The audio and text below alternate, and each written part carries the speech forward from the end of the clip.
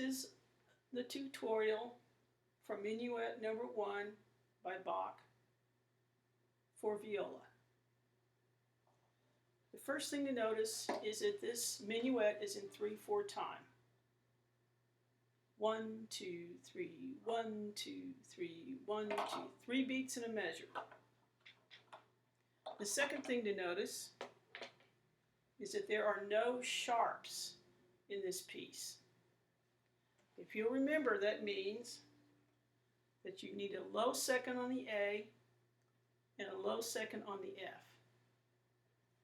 There are no sharps in the key signature. There are some accidentals. I'm going to start the beginning, and I'm going to play the first 2 lines and stop at the first ending.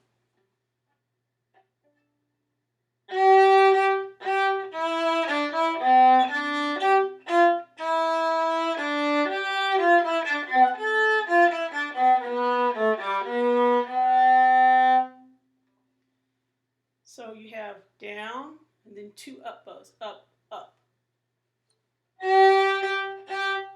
Measure 2, E, D, E, C natural. Measure 3, D, G, F natural.